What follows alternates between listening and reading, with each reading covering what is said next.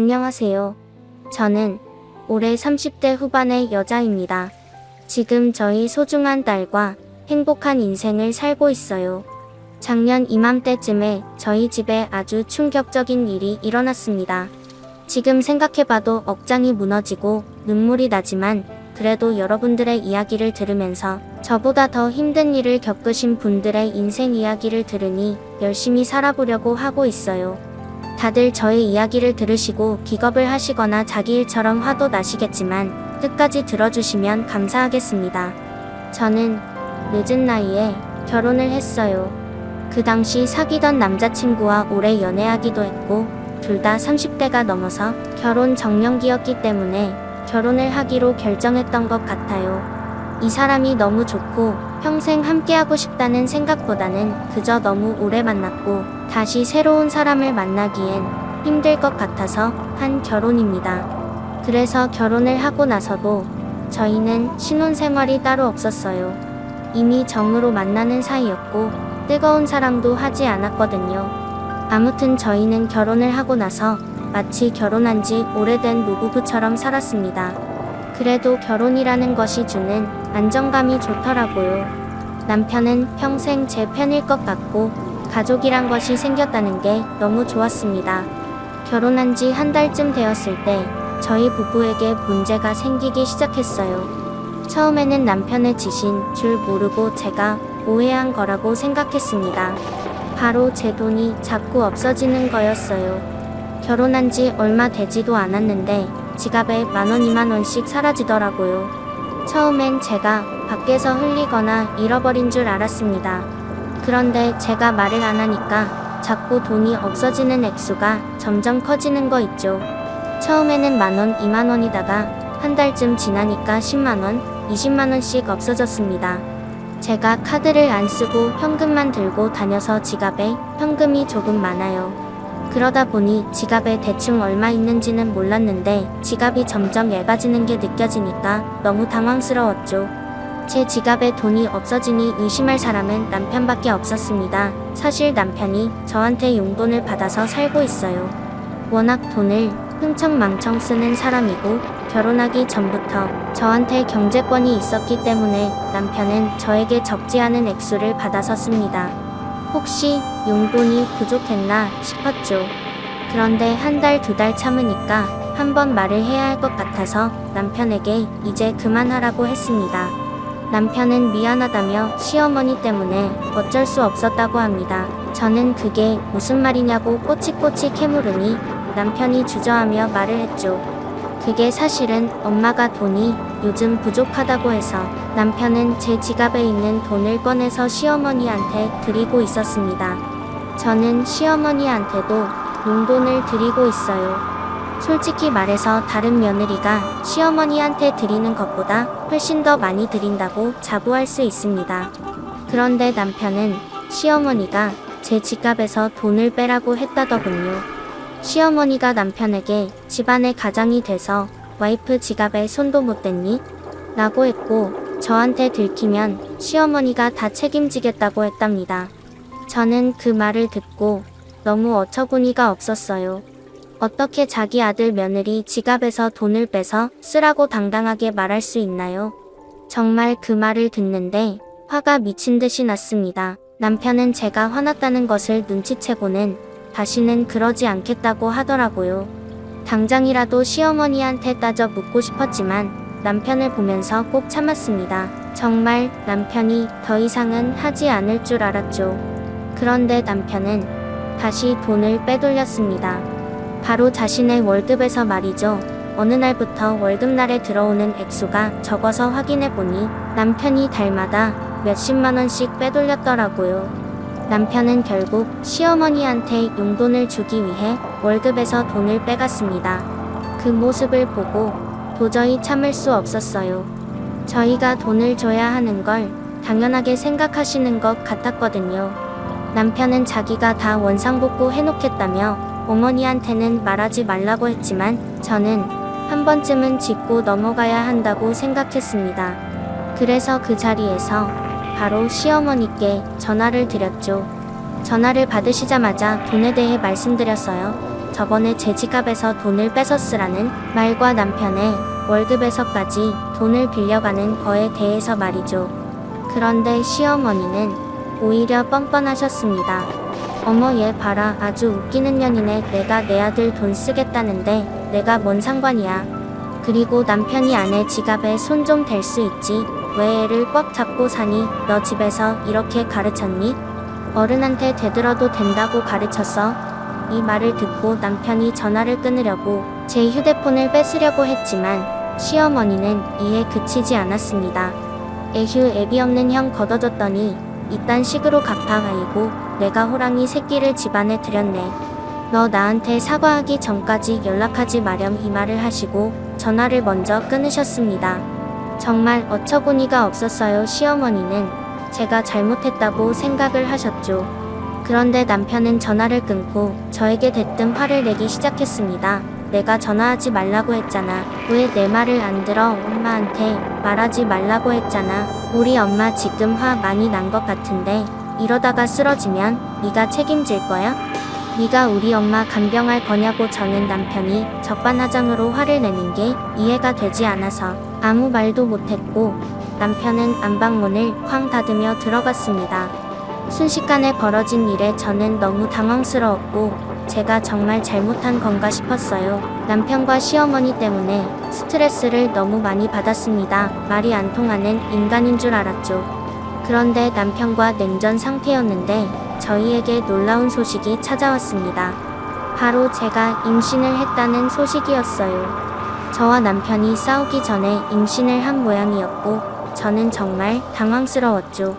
과연 남편이 임신을 축하해 줄까 싶어 두려웠지만 다행히도 남편은 너무 좋아하더군요. 사실 저희가 임신을 많이 기다렸어요. 둘 다 나이도 있고 아이를 원했기 때문에 너무 감격스러웠죠. 임신으로 인해 다시 남편과 사이가 좋아졌고 저희 부부는 임신에 집중하기로 했습니다. 남편은 병원도 매번 같이 가주고 제가 먹고 싶은 거 하고 싶은 거 다 하게 해줬어요. 제가 새벽에 뜬금없이 과일이 먹고 싶다고 하면 새벽에 어떻게든 나가서 구해주는 사람이었습니다. 그래서 정말 행복했고 제가 이 사람을 많이 사랑한다는 걸 알게 됐죠. 그런데 저는 시댁만 가면 스트레스를 받았습니다. 임신한 저에게 이것저것 자별들을 시키며 한시도 가만히 앉아있게 못하는 시어머니 때문이죠. 시어머니는 제가 임신하기 전보다 더 괴롭히셨습니다. 충분히 혼자 할 수 있고 남편을 시키면 되는 일이지만 꼭 제가 하게 하셨거든요. 처음에는 배가 나오지 않아서 잘하긴 했지만 시간이 지날수록 배가 나오니 너무 힘들었습니다. 그런데 이렇게 제가 힘들어하는 거 알면서도 남편은 시댁만 가면 저한테 관심이 없었어요. 제가 깎아준 과일을 소파에 누워서 시어머니와 같이 TV를 보며 하하호호 거리고 있었거든요. 저는 그저 임신한 가정부에 불과했습니다. 정말 속상했고 시댁에 가는 게 너무 싫었죠. 그런데 일주일에 한 번이라도 안 가면 시어머니가 독촉 연락이 어마무시하게 왔습니다. 그러니 제가 안 나갈 수가 있나요? 남편도 자기 집에 가고 싶어 했고 저는 남편의 등살에 밀려 시댁으로 갔습니다. 그런데 제가 한 번은 남편한테 솔직히 털어놓았어요. 그래도 제가 며느리니까 시어머니에게 대놓고 말을 할 수는 없으니 대충 눈치껏 말해달라고 했죠. 제가 임신도 했고 몸이 많이 무거워서 자주 못 갈 것 같다고 말입니다. 남편은 다행히도 알겠다고 했고 집에서 쉬라고 했습니다. 그래서 그 주는 남편 혼자 시댁에 갔어요. 저 혼자 집에서 오랜만에 휴식을 취하는데 너무 행복한 거 있죠? 그리고 남편이 올 시간대쯤 남편에게서 전화가 왔습니다. 아무런 생각 없이 전화를 받으니 목소리가 여자였어요. 바로 시어머니였죠. 야 어떻게 말을 그렇게 하니? 다 너 생각해서 태교에 좋으라고 시댁에 오라고 한 거 아니야. 남편이 시어머니에게 말을 잘못 전달한 것 같았죠. 그래서 저는 30분 동안 시어머니의 잔소리를 들어야 했습니다. 귀에서 피가 날 것 같았고 정말 임산부한테 이런 못된 말을 해도 되는 건가 싶었습니다. 시어머니는 이렇게 매일 저에게 폭력도 쓰시고 욕도 하시면서 스트레스를 주셨어요. 남편에게 또 속상하다고 말하면 그대로 시어머니한테 일러 바쳤기 때문에 말을 할 수도 없었죠. 그런데 시어머니가 어느 날 저에게 그러셨어요. 원래 항상 무뚝뚝하고 저에게 단답형으로 대답하시는 분께서 갑자기 목소리도 하이톤이었고 웃으면서 말을 하시는 겁니다. 그런데 시어머니는 항상 저에게 부탁을 할 때만 그런 말투를 하세요. 바로 남편의 일자리였습니다. 그런데 너무 뻔뻔하게 욕을 하셨죠. 제가 저희 회사의 팀장으로 있어요. 나름 높은 직책이고 팀장이 되기 위해서 20대를 갈아 넣었다고 해도 과언이 아닐 정도입니다. 그런데 제가 지금 육아휴직을 내고 일을 잠깐 쉬고 있으니 자신의 딸인 시누이를 팀장으로 잠깐 일하면 안 되는 거냐고 하는 겁니다. 솔직히 직책이 장난도 아니고 제 마음대로 사람을 바꿀 수도 없는 건데 애초부터 그런 부탁을 하시는 개당 황스러웠어요. 그래서 처음에는 장난인 줄 알고 당연히 안 된다고 했죠. 웃으면서 넘겼는데 시어머니는 에이 가족인데 이런 것도 못해줘 우리 딸이라서 하는 말이 아닌데 애가 하나를 가르치면 열을 하는 애야 너가 1시간만 인수인계 해줘도 척척 해낼걸? 이라고 했죠. 애초부터 말이 안 되는 부탁이었습니다. 그래서 저는 당연히 거절을 했죠. 그런데 제가 계속 거절을 하니 시어머니가 화를 내시기 시작했습니다. 왜 못해주냐고 하면서 말이죠. 여러분은 이게 이해가 가시나요? 제 회사도 아니고 저를 대신해서 다른 사람을 일자리에 넣는 건 말이 안 되잖아요. 제가 아르바이트를 하는 것도 아니고 말입니다. 그리고 제가 시누이를 아는데 절대 이 일을 할 수 있는 사람이 아니에요. 시어머니가 왜 화를 내시는지는 이해가 전혀 되진 않았지만 정말 막무가내였습니다. 시어머니가 뒤끝도 있으셔서 거의 한 달간을 가족보다 회사가 먼저인 년이란 별명을 달고 살아야 했죠. 저는 시간이 지날수록 배가 더 불러왔어요. 주위에서 성별이 뭐냐고 물어봤지만 저는 일부러 대답해 주지 않았습니다. 사실 의사 선생님께 말해주지 말라고 부탁드렸어요. 솔직히 여자 남자 다 상관이 없기도 했고 성별에 의미를 두고 싶지 않았거든요. 그런데 시어머니는 무조건 아들이어야 한다고 했습니다.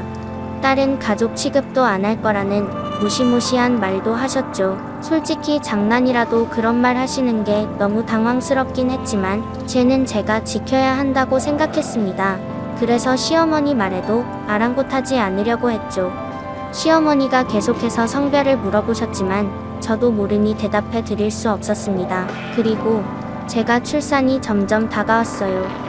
만삭이었고 혼자서 앉았다 일어났다 하는 것도 힘들었죠. 그래서 남편이 병원 들어가기 전까지만이라도 시어머니를 집에 들여서 셋이서 사는 게 더 나을 것 같다며 저한테 물어보지도 않고 시어머니를 저희 집으로 들였습니다. 그런데 시어머니는 오히려 저를 도와주시지 않으시고 매일 스트레스만 주셨죠.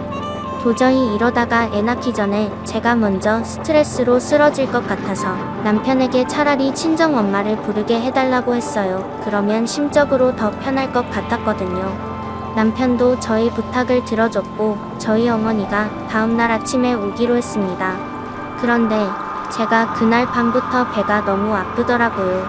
왠지 모르게 새벽에 출산을 할 것 같은 기분이었어요. 그래서 저희 어머니에게 전화를 드렸어요. 새벽에 출산을 해도 새벽에 운전을 하면 힘드니까 아침에 천천히 오라며 말이죠. 그런데 시어머니가 전화를 하고 있는데 갑자기 멀리서 사돈 지금 며느리가 곧 출산할 것 같은데 왜 이렇게 느긋해요? 누가 보면 친딸 아닌 줄 알겠어 라고 했죠. 저는 그 말을 듣고 너무 당황스러웠습니다. 어떻게 장난이라도 그런 말을 함부로 할 수 있나요? 저희 어머니는 그 말을 듣고 지금 당장 온다고 했습니다. 제가 아무리 말려도 어머니는 택시 타고 바로 온다고 하셨죠. 그런데 전화를 끊자마자 제 뱃속에 신호가 오기 시작했습니다. 남편은 바로 병원을 가자고 했고 저는 식은땀을 줄줄 흘리며 산부인과로 갔죠. 그리고 아이를 출산했습니다. 정말 다신 겪고 싶지 않은 고통이었어요. 그리고 저는 예쁜 공주님을 얻게 되었습니다. 저는 아들과 딸 중에 어떤 성별이든 상관없었지만 그래도 마음속으로는 내심 딸이었으면 하는 바람이 있었어요. 그런데 정말 딸이 나아져서 너무 기분이 좋았죠. 병실에 옮겨지니 남편밖에 없었습니다. 시어머니는 딸이라는 소식을 듣고 바로 병원을 나갔다고 하더라고요. 그런데 제가 정신을 겨우 차리고 있는데 남편의 표정이 좋지 않았습니다. 딸이 생겼는데 왜 이렇게 울상이냐고, 웃어야 하는 거 아니냐고 장난식으로 말했더니 남편이 갑자기 충격적인 말을 하기 시작했어요. 방금 병원에서 연락 받았는데 장모님 교통사고 나셨대. 지방에서 서울로 올라오던 택시가 급하게 가다가 교통사고를 당했다고 했습니다. 지금은 수술하고 있다고 했고 심각한 상황이라고 했죠. 그 말을 듣고 저는 머리를 망치로 한 대 맞은 기분이었습니다. 어떻게 이런 일이 생길 수 있나요? 불과 몇 시간 전까지만 해도 저와 통화를 했던 엄마가 지금 수술대 위에 있다고 하니 정말 미칠 놀이였습니다. 지금 당장 어머니한테 가고 싶었지만 몸이 마음대로 움직이지 않았어요. 마음은 미친 듯이 병원으로 향하는데 갈 수가 없었죠. 그래서 산후조리를 정말 우울하게 했습니다. 어머니가 병원에서 의식이 없다고 했고 제가 병실에 들어가지를 못하니 너무 답답했죠. 그래서 산후조리가 끝나고 이제 제대로 걸어 다닐 수 있을 때쯤 바로 어머니한테 갔어요. 거의 한 달 동안 못 봐서 그런지 정말 많이 말랐더라고요. 제가 어머니를 보고 손을 잡고 그날 엄청 많이 울었습니다. 그런데 제가 손을 맞잡고 어머니 옆에서 잠이 들었는데 어머니는 드디어 제 얼굴을 봤으니 됐다는 말이었는지 그날 새벽에 돌아가셨어요. 바로 제가 옆에서 자고 있는 그날 말이죠. 저는 출산을 하고 얼마 지나지 않아 장례식장을 갔습니다. 정말 눈물이 미친 듯이 났어요. 어머니가 새벽에 오지만 않았어도 죽지 않았을 거란 생각이 들었습니다. 계속해서 머릿속에는 시어머니가 떠올랐죠. 그리고 장례식 날 시어머니가 오셨습니다. 제가 출산을 하고 딸을 낳았다는 것 때문에 한 번도 저를 찾아오시지 않았는데 장례식장에는 오셨더라고요. 저는 시어머니를 붙잡고 울분을 토해냈습니다. 당신이 우리 엄마 죽였어. 새벽에 오라고만 하지 않았으면 우리 엄마 교통사고 안 났다고 이 말을 하며 펑펑 울었죠. 그런데 시어머니는 제 뺨을 내리쳤습니다. 어디서 이게 어른한테 내 엄마가 택시 잘못한 걸 왜 나한테 화풀이야? 내 딸년이 그때 나온다고만 하지 않았으면 내 엄마 새벽에 올 일도 없었잖아. 내 엄마 죽인 건 니년이야. 내가 딸만 안 낳았어도 내 엄마 안 죽었어. 그 말을 듣고 장례식장에 있는 모든 사람들이 시어머니한테 당장 꺼지라고 했습니다. 거의 내쫓았어요. 시어머니는 역시 그 집안의 그지인들이네. 못 배운 것들은 상종을 하지 말아야 해 라고 말했어요. 정말 눈물밖에 나오지 않았고 허무했습니다. 남편은 이미 시어머니 따라 나간 지 오래였죠. 제 옆에는 아무것도 모르는 어린 딸뿐이었습니다. 이런 환경에서 자라게 한 게 너무 미안했죠. 조문객들은 다들 저에게 이혼을 하라고 했고 자신이 잘 아는 변호사를 한둘씩 소개를 시켜줬습니다. 정말 이제는 이혼을 해야겠다 싶더라고요. 딸을 보면서도 이런 가정 환경에서 자라게 하고 싶지 않았습니다. 평생 할머니한테 사랑을 못 받을 바에는 안 받는 게 훨씬 낫다고 생각했죠. 그래서 장례식을 혼자 다 치른 후 남편에게 이혼을 요구했습니다. 물론 양육권도 제가 다 가지고 말이죠. 남편은 이 사실까지 시어머니한테 일러 바쳐서 제가 또 욕먹게 했습니다. 제가 집안을 다 망쳐놨니? 이런 엄마를 둔 딸이 불쌍하다느니 하면서 말이죠. 저는 한 귀로 듣고 한 귀로 올렸고 모든 전화 내용을 녹음하여 소송에 사용했습니다. 다행히도 이혼 소송은 제가 승소를 했고 양육권도 제가 가지고 왔어요. 이제 딸과 행복하게 사는 일만 남았습니다. 지금은 1년 전 일이지만 그 당시에는 정말 힘들고 왜 이런 시련이 저에게 왔나 싶었어요. 그런데 아마 그 일이 없었다면 지금의 저도 없었겠죠. 저희 어머니가 많이 불쌍하고 보고 싶긴 하지만 딸을 보면서 참아보려고요. 혼자서 육아라는 게 힘들긴 하지만 심적으로 많이 편합니다. 저희 이야기는 여기까지예요. 들어주셔서 감사합니다.